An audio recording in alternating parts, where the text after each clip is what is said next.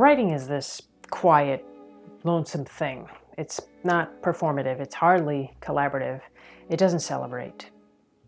When things get difficult, you have to search within your own mind or separate yourself from the work to find motivation. It's a thing that exists entirely within the writer's mind, until it doesn't. I brewed tea, 3 hibiscus tea bags in a kettle because I learned that hibiscus tea is very good for heart health. I let the tea steep and began reading my book before nearly forgetting about my tea.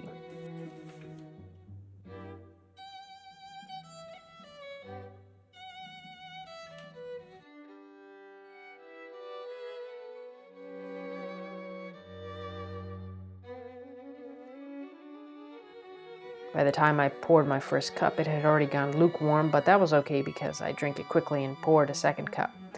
I relaxed in my chair reading and drinking when I felt my eyes growing heavy. Reading was always a sleepy activity, such that I decided to set aside my book, take one final gulp of tea, and lean back to close my eyes.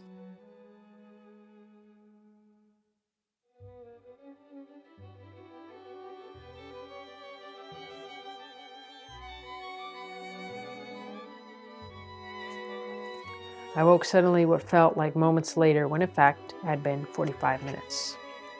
And then I lay there with my eyes stuck open, truly not knowing what to do with the rest of my time, as I still had half a day left. So I went outside. It was still cold and the trees were bare, and I shivered as all I wore was a sweater. My dog was content. He lay down in the middle of the yard watching small sparrows and squirrels picking at a spilled bag of seed a few paces away. They eyed him, but not warily, as if they were only looking out for motion. He made no attempt to give chase.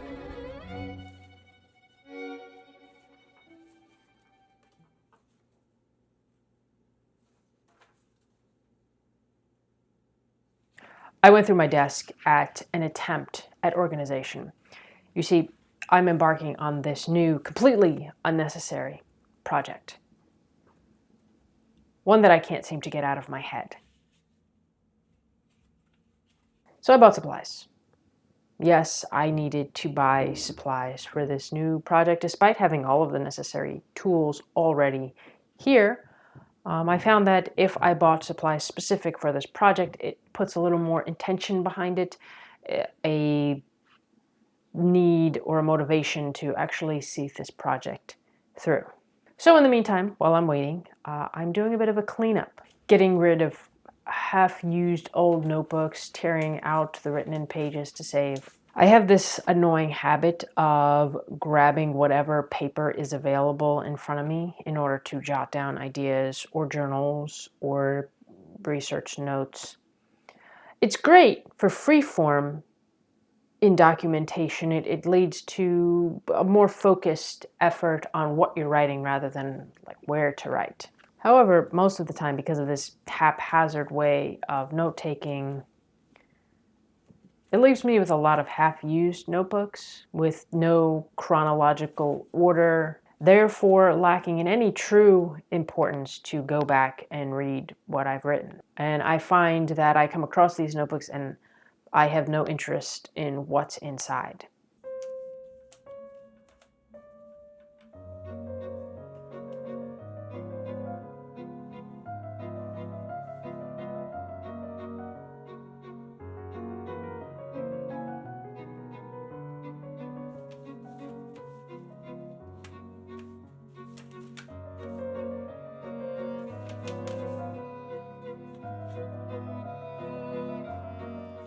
So the goal, as has been in the past, is to write a little more deliberately, which is why I'm getting different supplies for this project.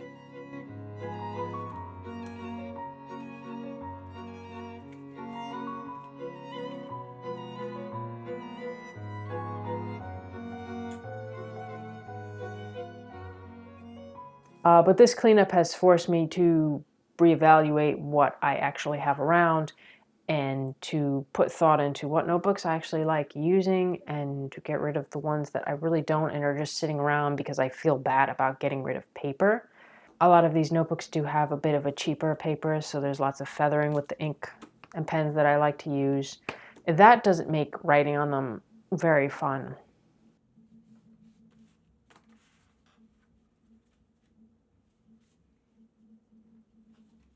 So that is the point of my intention of my writing specific notebooks, of not using ones that don't really bring me fun ideas and are just kind of there using up space, and why I'm getting these new supplies for this new project I'm going to talk about in a later date.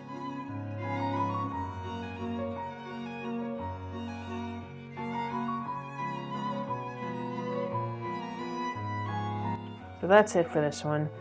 Thanks for watching. Thanks for tuning in. And I